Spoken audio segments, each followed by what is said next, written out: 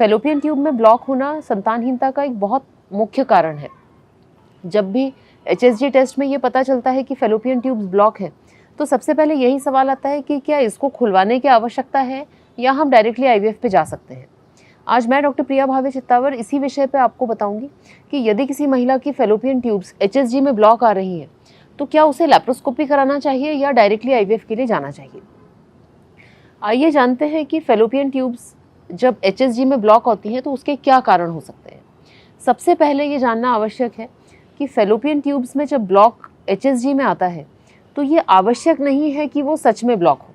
जी हाँ, ये जान के आपको आश्चर्य होगा कि जब HSG में दोनों ट्यूब्स ब्लॉक आ रही हैं, ऐसे 60% केसेस में एक्चुअली ट्यूब्स ओपन होती हैं।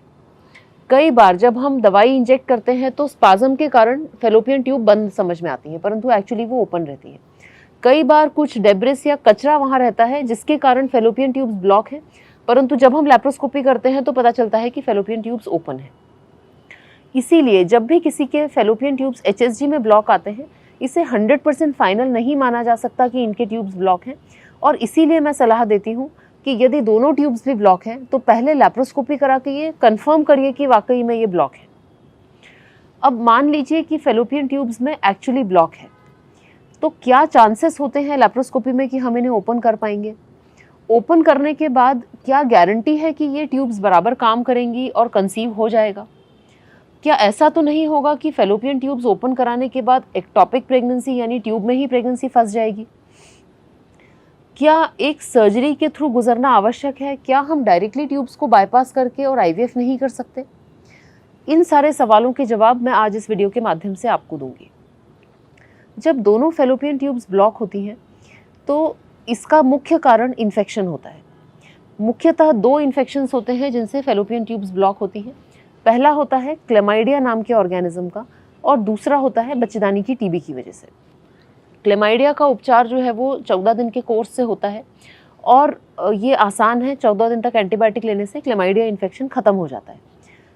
ट्यूबरक्यूलोसिस का जो इलाज है ये लगभग 6 महीने तक चलता है और इसे डायग्नोस करना अधिकतर समय टेस्ट से पॉसिबल नहीं होता। लगभग 90% केसेस में बच्चेदानी की TB के सारे टेस्ट नेगेटिव आते हैं, परंतु फिर भी इन्फेक्शन होता है। इस बारे में एक और भी वीडियो है जिसे मैं डिस्क्रिप्शन में लिंक कर दूंगी, आप सब उसे भी देख सकते हैं। अब यदि किसी को बच्चेदानी की TB है और उसके कारण फेलोपियन ट्यूब्स ब्लॉक हुई हैं, ऐसी स्थिति में लगभग 25 से 30% केसेस में बच्चेदानी के अंदर भी TB के कीटाणु होते हैं। तो यदि हमने लैप्रोस्कोपी को बाईपास किया और डायरेक्टली IVF पे चले गए, तो ऐसी स्थिति में जब हम एम्ब्रियो को यूट्रस में डालेंगे तो ये एम्ब्रियो इम्प्लांट होने के चांसेस कम हो जाते हैं। इसीलिए जब भी फेलोपियन ट्यूब में ब्लॉकेज के केसेस आते हैं तो मेरा प्रेफरेंस रहता है कि पहले लैप्रोस्कोपी करके हम उन्हें कंफर्म करें कि ये वाकई में ब्लॉक है। दूसरा बहुत महत्वपूर्ण, ये कारण जाने कि किस इन्फेक्शन के कारण ये फेलोपियन ट्यूब्स ब्लॉक हुए हैं। यदि TB के कण उसमें नज़र आते हैं, मुख्यतः 3 चीज़ें हैं जो लैप्रोस्कोपी में कंफर्म करती हैं कि TB है। पहला है ट्यूबरकल्स, दूसरा है केसिएशन यानी कि जो TB का पस होता है उसे केसिएशन कहते हैं, और तीसरा होता है एंसिस्टेड फ्लूइड। इन तीनों में से यदि एक भी लक्षण है तब हम मान सकते हैं कि ये बच्चेदानी की TB है, और टेस्ट नेगेटिव है फिर भी TB का इलाज देना आवश्यक हो जाता है।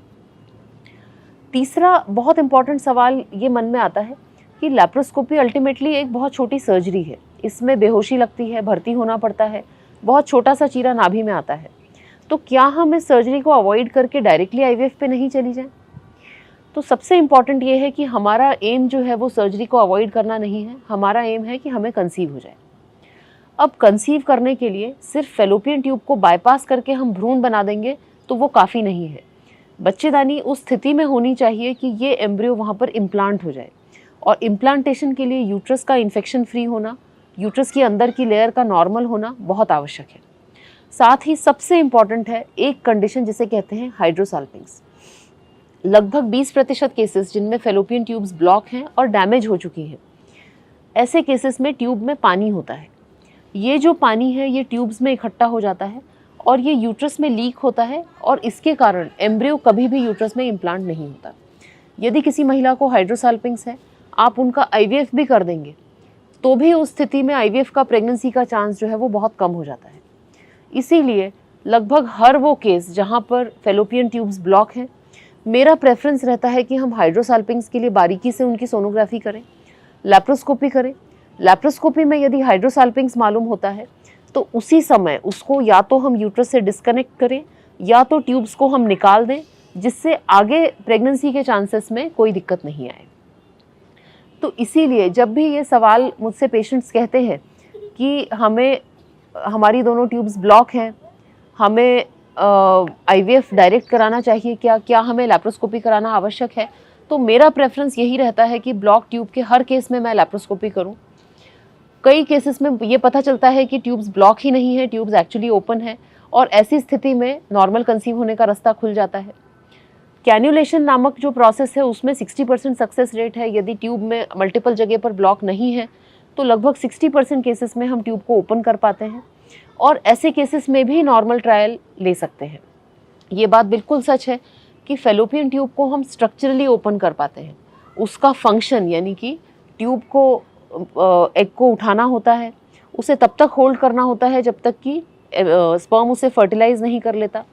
फर्टिलाइज्ड एग यानी एम्ब्रियो को वापस यूट्रस में पुश करना होता है। तो लैप्रोस्कोपी के द्वारा हम ट्यूब को स्ट्रक्चरली ओपन कर सकते हैं, पर फंक्शनली कितना रिकवर कर सकते हैं ये हमारे हाथ में नहीं होता। परंतु फिर भी लैप्रोस्कोपी द्वारा ट्यूब ओपन करने के कई ऐसे केसेस हैं जिनमें हमें ट्यूब ओपन करके नॉर्मल प्रेगनेंसी में सफलता मिली है। परंतु इसमें एक्टॉपिक के चांसेस ज़रूर होते हैं। लगभग 2% केसेस में जब ट्यूब्स ओपन की जाती हैं तो ट्यूब्स में डैमेज होने के कारण फेलोपियन ट्यूब में ही प्रेगनेंसी अटक जाती है।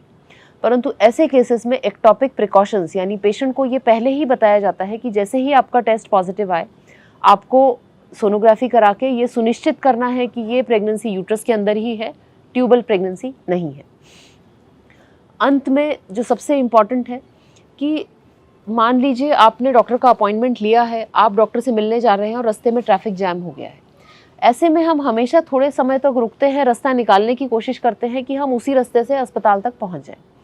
परंतु यदि ये ट्रैफिक जैम नहीं खुलता है, रास्ता ओपन नहीं होता और हमें मंजिल तक पहुंचना आवश्यक है, तब हम ये रास्ता बाईपास करके आईवीएफ यानी कि टेस्ट ट्यूब बेबी अख्तियार करके और प्रेगनेंसी के लिए आगे बढ़ सकते हैं। तो जब भी फेलोपियन ट्यूब्स में ब्लॉक है, सबसे पहले लैप्रोस्कोपी करके कंफर्म करिए कि ये वाकई में ब्लॉक है। इन्फेक्शन कौन सा है, टीबी का है या क्लेमाइडिया का है, या सुनिश्चित करके और उसका ट्रीटमेंट लीजिए। लैप्रोस्कोपी के दौरान ब्लॉक को ओपन करवाने की कोशिश अवश्य आपके डॉक्टर करें, ये सुनिश्चित करिए। यदि ट्यूब्स ओपन नहीं हो पा रही हैं तो हम आईवीएफ के लिए जा सकते हैं, परंतु यदि ट्यूब्स में हाइड्रोसाल्पिंग्स है तो उसी सिटिंग में डॉक्टर से रिक्वेस्ट करके उसका भी ट्रीटमेंट यानी डीलिंकिंग या साल्पिंजेक्टमी करिए।